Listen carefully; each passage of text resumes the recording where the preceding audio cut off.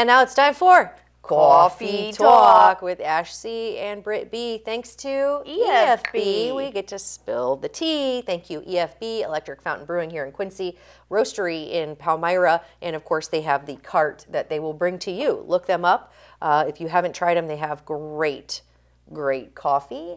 It will get your day started or pick your day up if you need that. Yes, absolutely. Yeah, I love it. So thank you, EFB, for continually supporting our coffee talk and the tea that we like to spill. Today we're keeping it lukewarm, right? Yeah. Yeah.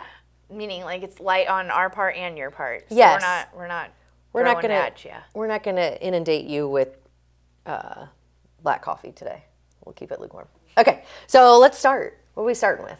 Okay, so I just wanted to share with you the experience that I had yesterday at my shift at the bar. All right. A couple comes in. It's like right around opening time. We open around 3. And I could tell that they were not from around here. Okay. I love those. Like I do too. Because then I get to make all my food suggestions. I'm like an avid foodie. And then obviously like learn I get more about them. Yeah, I didn't really get that though with this. It was like, I'll take a chocolate martini. Like, whoa, well, we don't do those. I was going to say, do you do those? No. Okay. I was like looking at the ingredients to think if I could like maybe whip something up because sometimes I'm like, we don't do those here. I go, but the places that do them. I listed them all off. My favorite one being the Rat Skeller, and I said, the patio has a good one. Right up the street at the Abbey has a good one. Yeah, but all these places are not open on Mondays. Oh, so I listed it all off, and then I slapped it with, but they're not open on Mondays. I was really racking my brain. I was like, well, maybe, how about, well, then she goes, what about the drinks at the hibachi bar, or the hibachi place over in West Quincy? And I'm like thinking to myself, I'm like, drinks. I'm like, I think you're referring to the sushi truck that's over in West Quincy. Oh, like Okinawa? Or I thought that was in here. Nope, they have a new, it's like called, I can't think what it's called. I have been trying to reach out to them because I think it would be a cool story. That they kind of are rebranding their sushi truck. Okay. And they are located right outside of Codes in West Quincy. Perfect. Yeah. Perfect placement. But I don't think they're serving drinks. Don't quote me on that. But I mean, when it's a truck and it involves alcohol, I don't think it's legal to do that. Yeah. So I bursted their bubble on that, and I was like, I don't think you're getting drinks there. Really racking my brain. Where can they get good food with like a really good menu and whatever on a Monday? Boom, Kelly's. Yeah. So he calls over there and he goes, do you have chocolate martinis? And they're like, we don't have the dark cacao. Yeah, but they can still fudge something up together. Yeah, but we got light. And he's like, does light work for you? And she's like, oh yeah, that sounds amazing. He's like, whip that up. I'll be right there to pick it up.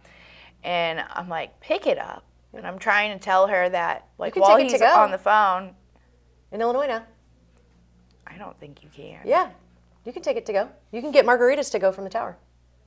I guess, yeah. Well, I guess it depends on how it's packaged. Yeah.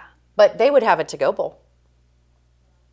I'm really sure she doesn't seem like the person that would. I guess it depends on how bougie you are, but yeah, if you really want your martini to go. And they ended up saying they can't. I think it's different with the alcohol percentages too. Oh, maybe. Obviously, I don't know a whole lot about it, and I could be wrong, but I think you can still do. I think it was like a thing that changed during COVID that they tried to do away with, that then they put into permanent law that you can take sealed, like a container of booze. Yeah. But you can't then bring it into the bar that I am working at and consume it there. That's another So I was like, level. well, you can't exactly bring she's like, well, you don't serve it. I'm like, but we don't serve a lot of things. Yeah. This is a bar. Yeah. The whole time I was just trying to figure out where they were from, and I never did figure it out. I wanted to ask, but they had come and gone so quickly over the chocolate martini fiasco, and then I was like, all of a sudden, Beauty and the Beast, the song of This Provincial Life was in my head, and I was like swinging up and down the bar. Yeah.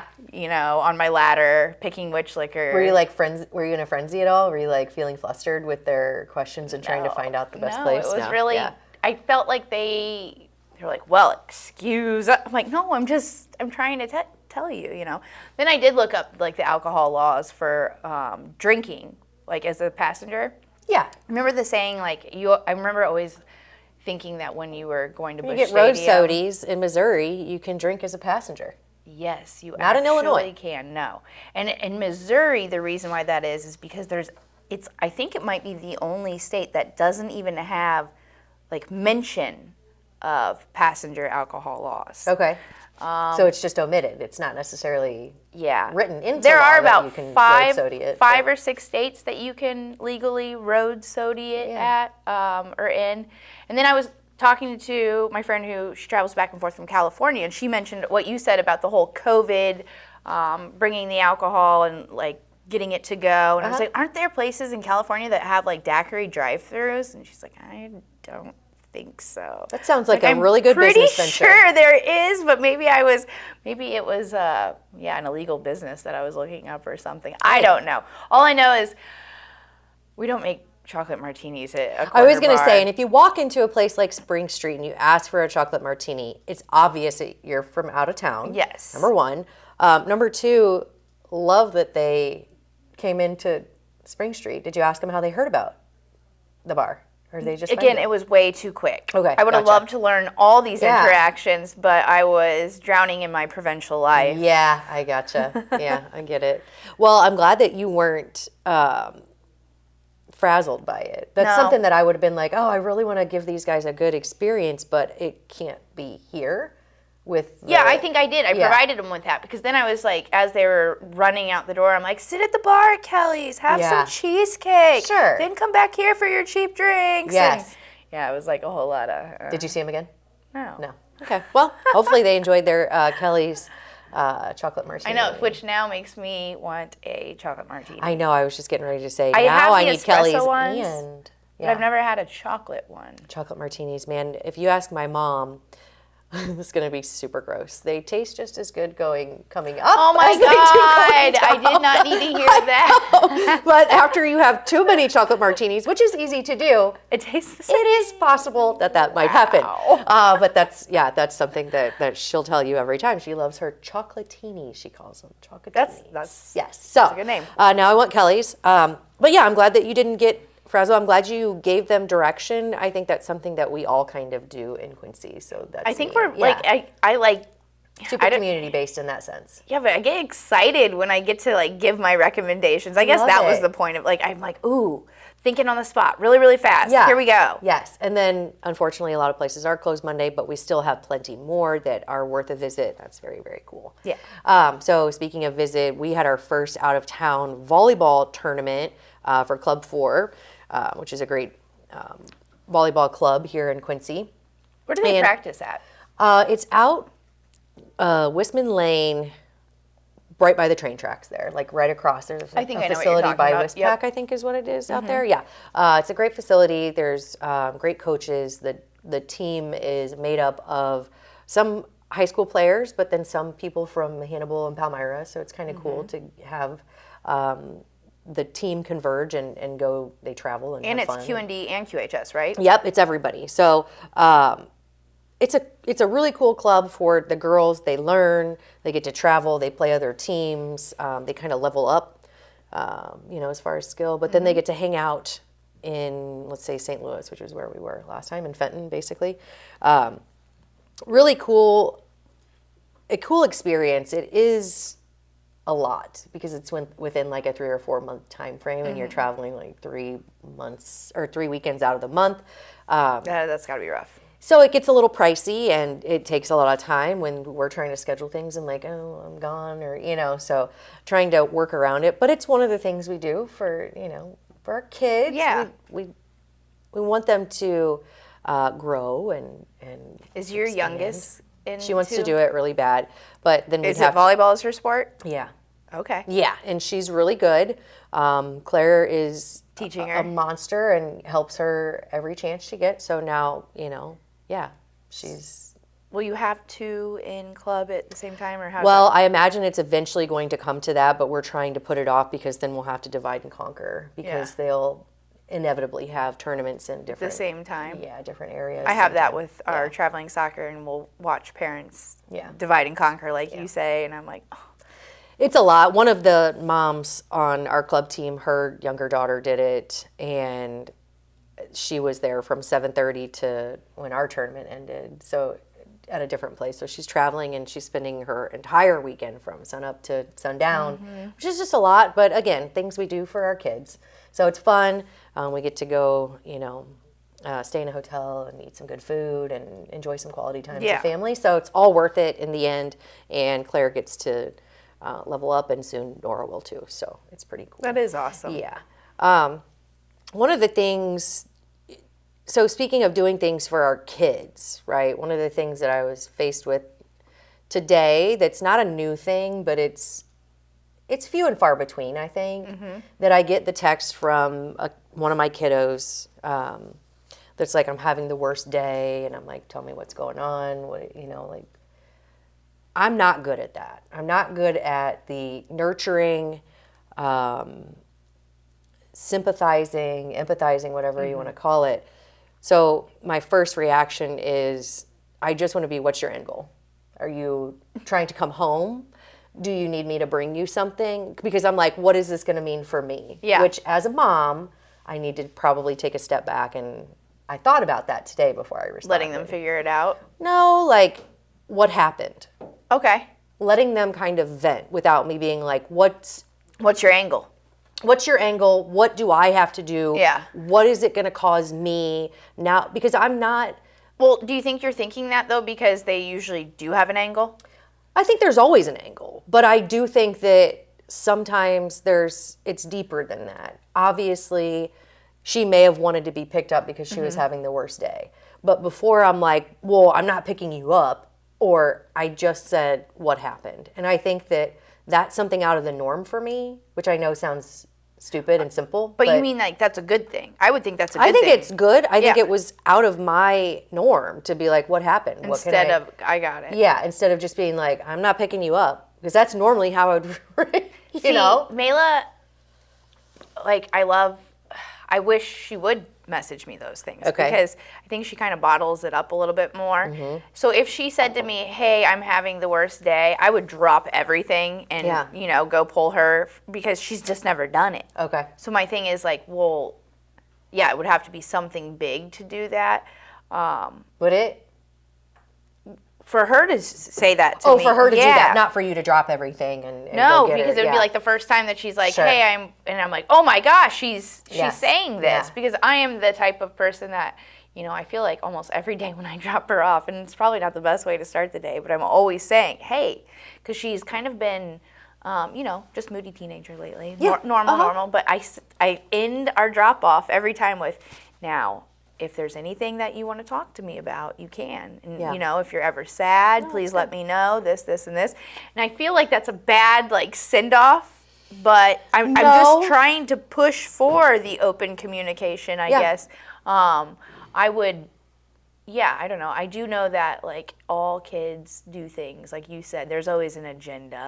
Yeah, I think, so today it was something happened in school, and I'm not going to, bust it all out everywhere, but my kids are like me. When they get angry, they focus on it. They cry, and they focus on it. We're criers when we get pissed. So, and then they're embarrassed. Then no one wants to see, you don't want. And then you don't want to see people, and, and this was, I don't know the exact situation, but I think it was as they're getting older, maybe I don't want to say maybe I'm learning, but maybe I am, that it's not always about an agenda. It's not always, maybe they just need to say, maybe they just need me to listen, or they and not say anything. Yeah, or they would be like, well, we'll figure it out. If you need to do this, if you need this, we'll make it happen. Also, I'm not one to, automatically side with authority. Also not one to always side with my kids, so I try to figure out what's going on. And then I'm like, you know what? Don't let it live rent-free in your brain. Try to move past it. But then I'm like, well, that's not very sympathetic either, because it's how I would handle it, right? If I'm getting yelled at, I'm gonna hope that I can move on and not let it ruin my day. Yeah. My kids are a little more. I don't know, they feel things a little deeper than I think I do. So then it's like, well... There's innocence. Yeah. You have experience. Not saying you're not innocent, but there's an innocence there. I think one of the things that like all of us as parents need to try to, and maybe this is what you're searching for, is teaching them ways to self-soothe. Yeah.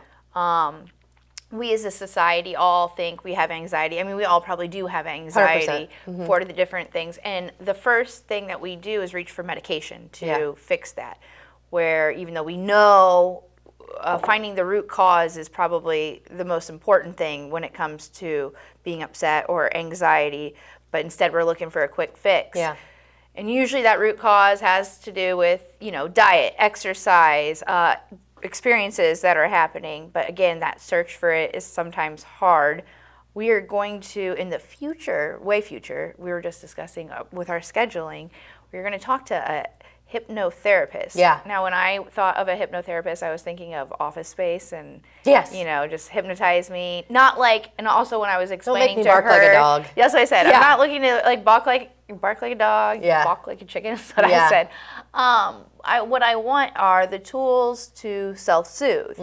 And she said, the fact that you described it that way shows that you know, like the value or true practice behind this. You're cognizant of, the importance. So, I'm looking forward to that, to learn those skills myself, because I'm not saying I'm any good at it. I'm usually, looking for a quick fix to make it go away.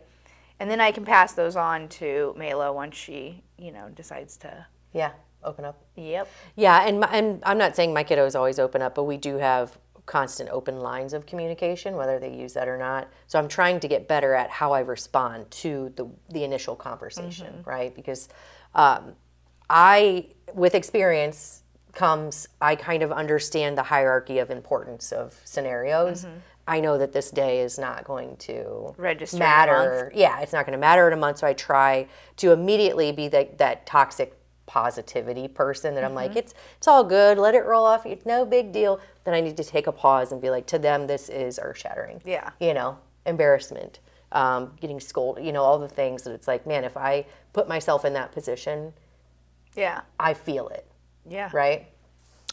Which we'll have to talk about this another time, but there's something interesting that's kind of in the works. It's called Cognify, I believe. And it's meant for like perpetrators who like break the law. So they, rather than go to jail, they go into this like VR type thing, and this Cognify makes them feel the empathy of their victims, of their things. And do they go to jail then afterwards? No, it makes them feel like they've been in jail for this amount of time, and makes them feel all the things. And we'll have to dig into it. Definitely discuss that. It's fascinating to me. I mean, feelings are one thing, but I don't know. I think a lot of the purpose of jail is to actually get dangerous people off the streets. Dangerous, but then it's also like Cognify would kind of, I think it would lend more to its, you have to feel what the other person's feeling, so it creates empathy, which I think maybe jail doesn't do. You're not actually being reformed, right? So maybe it would be like in conjunction with might do. Do you have to get something implanted in your head? I don't really know how it works, but it is fascinating to me. So it would be, I think it's something we should look into and have a deeper conversation. It's conversation, so cool. But I'm not planting anything in my head. No, me either. But I think that it would be cool too. So the person who created my daughter's bad day, to put this on, like learn. Let's see how it feels for you. Have you VR'd?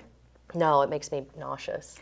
We got like the state-of-the-art VR for Christmas. I still have not put it on because it makes me dizzy. I'm nervous, and then have you seen the people like eat shit through a wall when they put them on? That would be me. Our whole wall is windows. Yeah, you'd be screwed. We see you rolling down the bluff. Exactly. Catch her! No, but I still have my helmet on my head. Yeah, hopefully you don't know what's happening at the time. Yeah. No, but you'll have to try it and let me know, and maybe we can have a VR party. I think we should do it together. Okay, I'll do it with you. And film it. Yeah, I'll do it with you. Maybe just not in my house. Yeah, right? Not near the window anyway. Okay, well, we always like to end with Good News Brews. I love our Good News Brews. I do too. Although today was kind of lighthearted, and we like to focus on something good that's happening in our community, and there definitely is no shortage of it. It's just focusing on it, really. This is something that is not, well, I don't want to say it's not earth-shattering, because it is, it could be. It's a Facebook group called Buy Nothing Quincy, Illinois and surrounding area. And I know that these groups exist a lot of places, but this is a group that is growing. It's a Facebook group that you can go and give things that you no longer need, and people that need those things can go and find them. Oh, that's really cool. And you're not getting, you're not asking for money, you're not shaming anyone, you're putting things on there because you want to get rid of it, or you're going there because you need something. One of the first examples is high chair. Someone needs a high chair, and you have comments on there of people that have high chairs to give, and they're not looking for anything. So it's people helping people, and I think that's just a really cool, I think it's a really cool thing. It also helps with the focus. Yeah. Because, I mean, I know there are places like the Ladies of Charity where you can go inside and collect things for free. Sure. But then maybe you're collecting more than you need. Right. Or even like, thrift stores where you're shopping and you're eyeing other things. Right. And you got the focus, and I like that. And you can go out and request things, and nobody's judging you. If someone has it to give, they'll give it to you, and you can declutter. And that is really cool. yeah. So I thought it was... I'm joining that. Yeah, I thought it was worthwhile, and I encourage everybody to join it, whether you have things to give or you need things. You'd be surprised what you can find that other people have to give. So thank you to the admins of that group and to everybody who is a part of it. I think it's just a really cool community. So, yeah. And on that note, that is our Good News Brews, and I think that does it for today's Coffee Talk. Thanks, EFB. We'll catch you next time. Cheers.